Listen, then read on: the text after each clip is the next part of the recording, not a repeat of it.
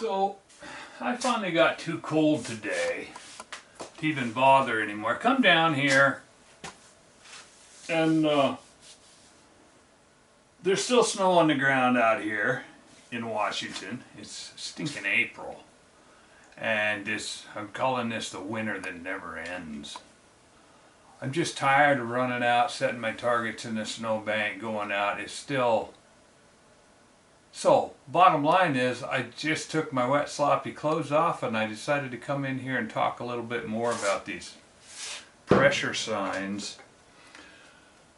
I haven't got quite the results that I hope to get as far as being able to illustrate all these really cool pressure signs with this 50 fart project.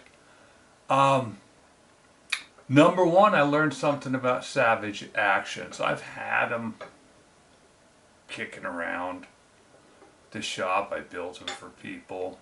I've never really been a savage fanatic, but that's neither here nor there. They're not bad, they're not good. The floating bolt head's kind of cool. What I didn't realize is that they have a smaller firing pin hole and also a smaller ejector plunger than the Remingtons. Remingtons are just like my de rigueur. I've been watching, I've been observing, I've been noting, I've been reading pressure signs on Remingtons forever. And in the last year, to a lesser extent, I've been messing with Weatherby's. I got some people that are trying to convince me that they'll shoot, and so far I've had mixed results. They shoot okay, till you get up into the pressures that I want to run. And I've kind of run through all the powders that I can on this 50 Fart Blossom project, all the way from the super fast pistol powders all the way up to the Ritumbos, the H1000s, up, you know, above a certain point I just physically can't get enough powder into the case anymore to get it to work. So I'm about stopped now in the, what I'm going to call the faster than mid-range, fast rifle powders. I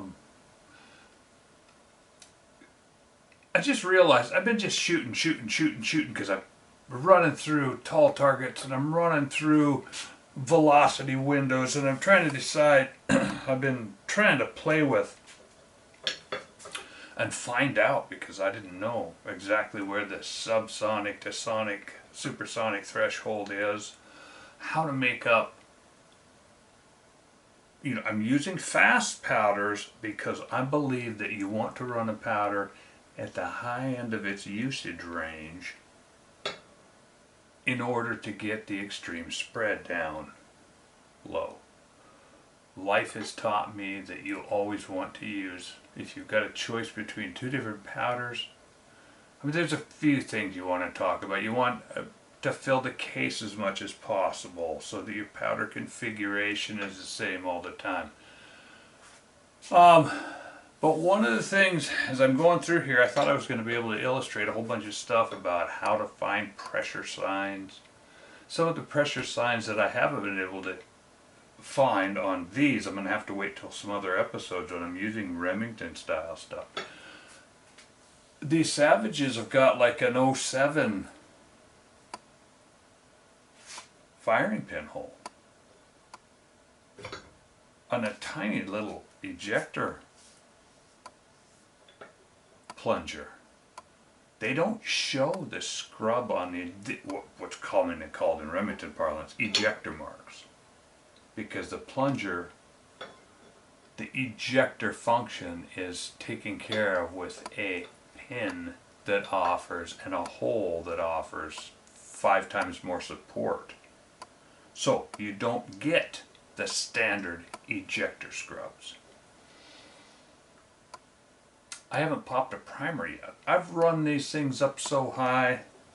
And what spurred me to make this video, one of the things that I get asked a lot is, how do you go through all these different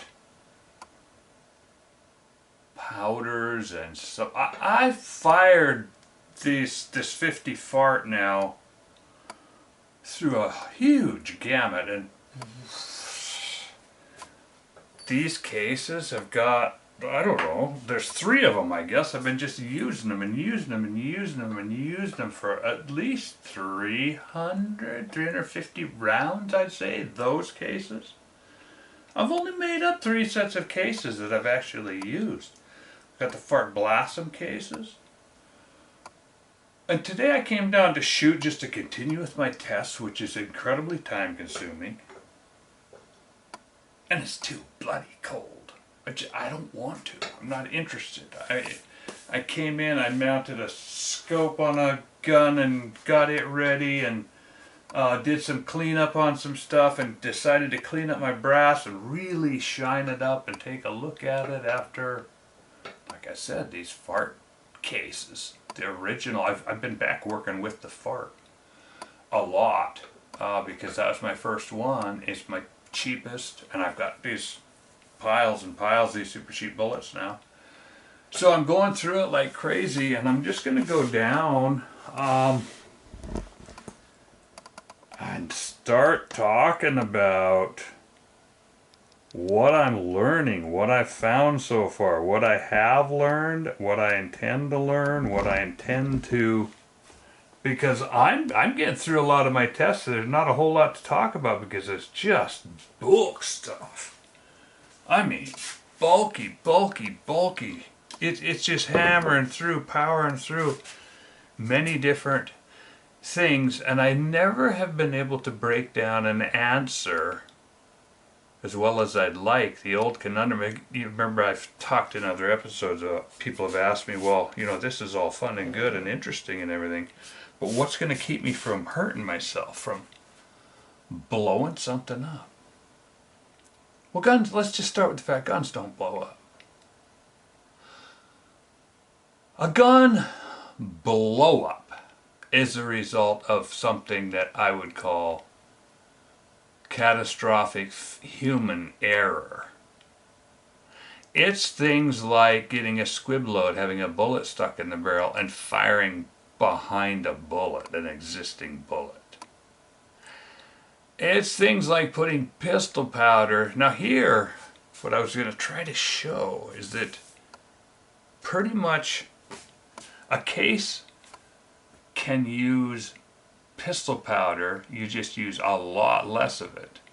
Now what happens generally with pistol powder used in a large rifle case is that you pressure out before you really reach the velocity that you want. We're going to get into that soon as I build this 300 Norma situation, but I'm about run out of things that I can learn from this cartridge case.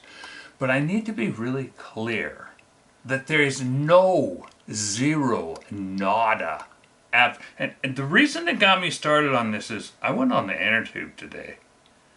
And there's this idiot out there that keeps blowing stuff up and laughing and giggling about it. You know, I just started with some dude blew up his cheese hole servo, which is a perfectly adequate 50 BMG situation, but he ran a slap round in it.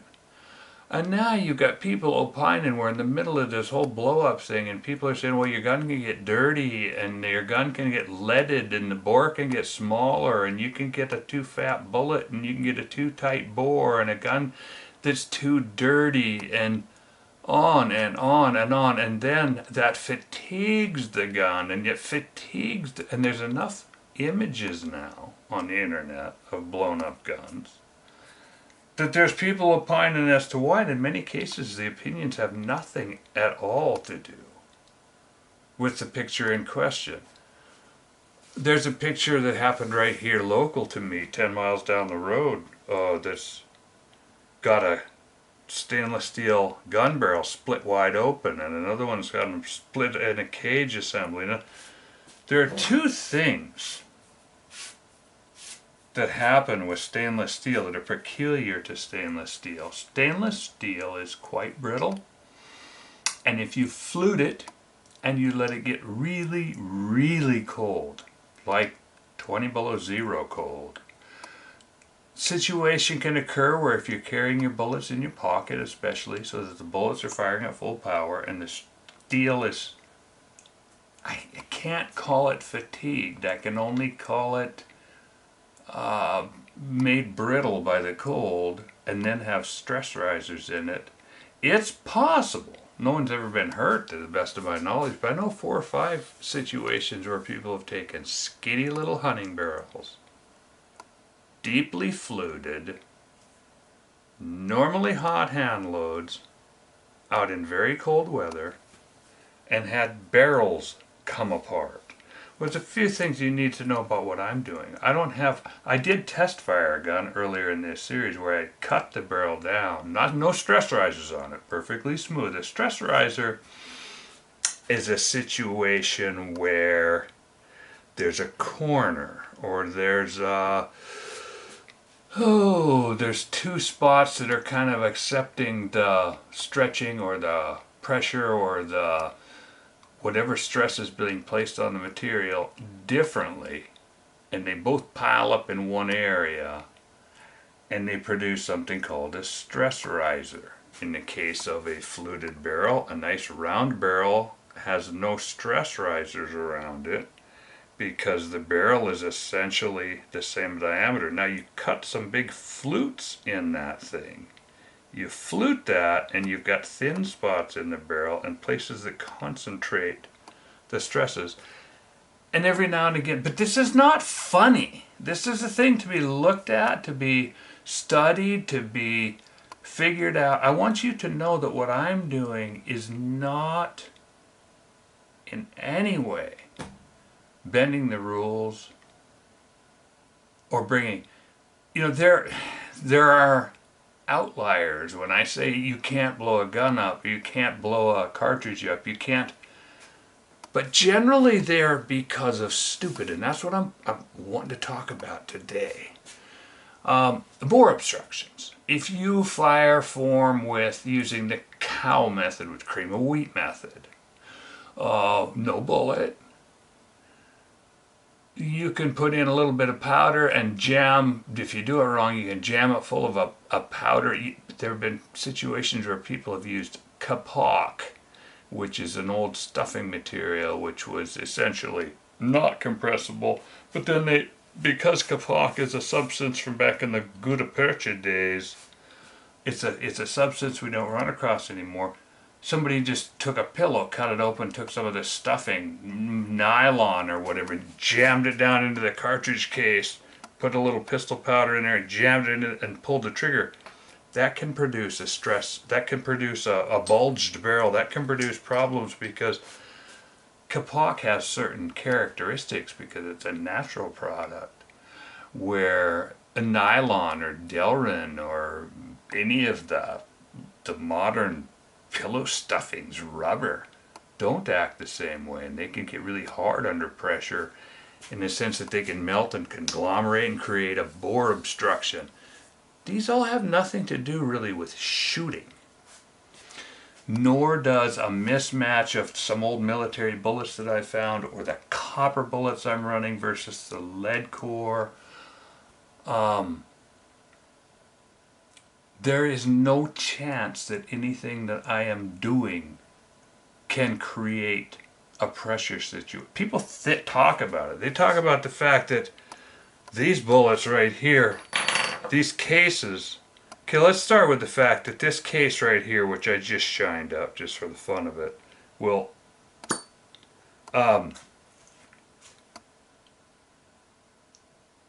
this size, and this size are all different on this case, but this particular case, I can't even though there's a pressure ring right there that ends up down inside the case neck, I have to seat this, but I can't seat this bullet by hand.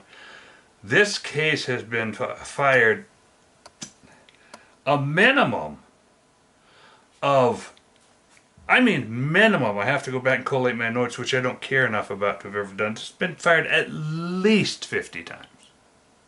At the very least, it's been fired. I would say it's more like 80 times. And these cases, these are my first 3. You've seen them earlier, I just haven't shined them up for a while. See, when I'm shooting them, this happens to be the 3 cases that I use for the fart project. I'm going to roll them through the light so that you can see that the necks are all stained on them. They've been but all I do is fire them, wipe them off, fire them, wipe them off, fire them, wipe them off, fire them. You can see the old original neck turning shoulder from when I made these. These just happen to be 3 that are the same. And I haven't fired them for a couple of weeks because these are fart blossom cases, and I've been using the fart cases instead. But I cleaned them up, and see, here's the box of fart cases. Here's some that I fire formed for another reason. These have about 5 firings on them, and I just set them aside. I don't care. The rest of these cases haven't even been fired. They're just made. When I say cases last forever, these cases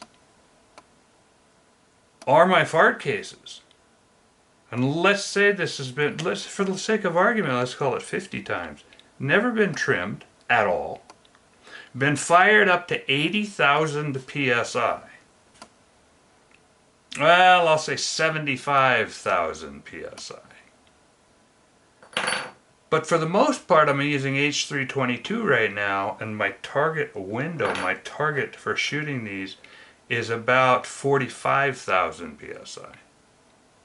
Now understand, if you use less powder to push a 1,000 grain bullet up to speed, if you use less of a faster powder, it has to pressure up a lot higher to get that bullet up to speed.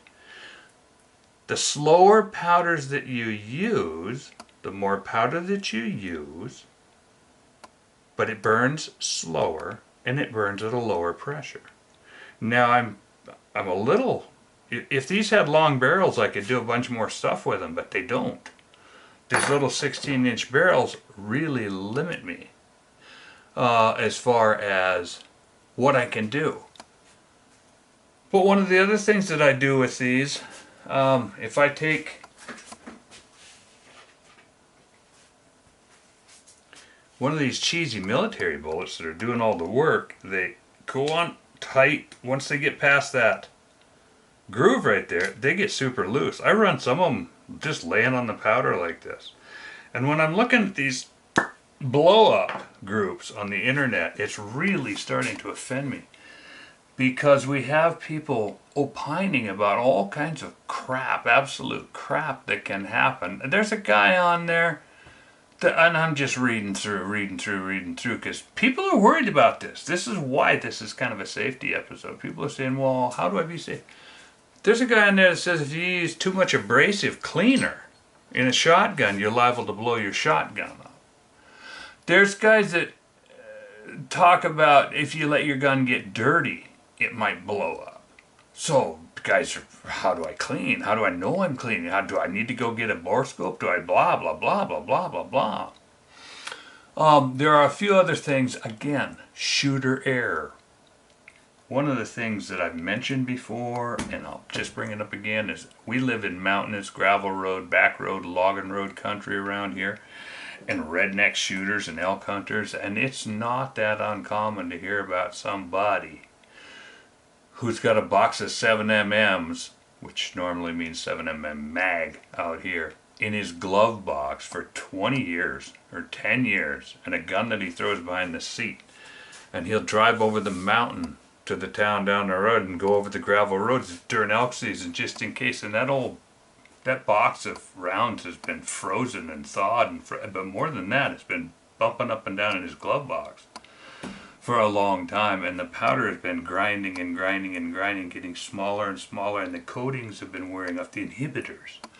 So you can produce a situation where your 7mm mag can produce more pressure, but never enough to blow a gun up. I mean, enough for it to miss an animal.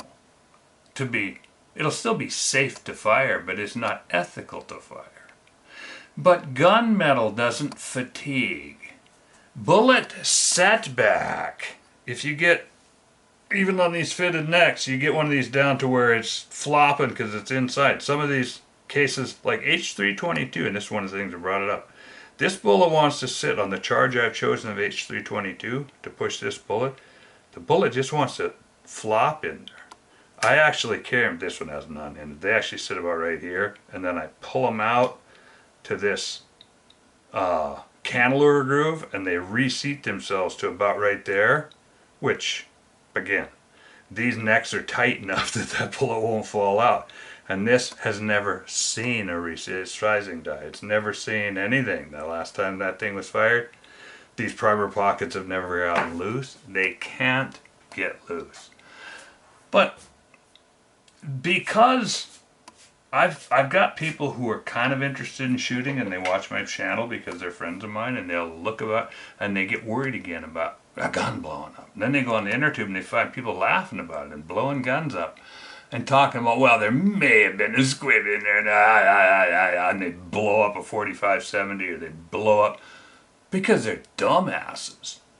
And then they come out with all this speculative crap about throwing a 30 caliber bullet, like a 300 blackout, an AAC blackout, into a 2.23 or 5.56, and I'm like, people, you're guessing. You're throwing things. First of all, you'll never blow up a gun from running too big a bullet through it.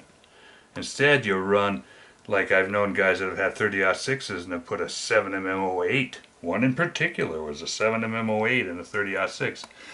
The extractor held it against the bolt face enough that it fired, and that little 7mm bullet got jacked up sideways in that big 30-06 chamber. And even though it was only a 7mm bullet, it didn't just rattle benignly down the bore. It somehow got turned sideways enough. Remember, 7mm08 is based on a little short cartridge case, and it fit in that big long 06 chamber. And it still managed to fire, and the bullet got cocked sideways while it was still floating in empty space inside the chamber. Enough that it hooked up a little and it collapsed sideways, and, you know, in this case it blew the gun up, bulged the barrel, split the barrel. Nobody got hurt. Again, nobody got hurt, and it was because a small round went in. This stuff is counterintuitive, and when you get stupid people on the inner tube talking about the fact that you could mess up and run pressure at 80,000 psi, will blow your gun up, or 9. There's people that proof test at only 90,000 psi, but you should proof test all the way up to 120. I run many guns. I've run guns on this channel, on the YouTube, right on video, up to 120,000 psi. 80,000 psi is not going to blow your gun up. 70. These little things are still completely safe, and I need you to understand that what we're doing here is completely safe, because so much of the internet information out there right now is speculative crap, and I'm tired of it.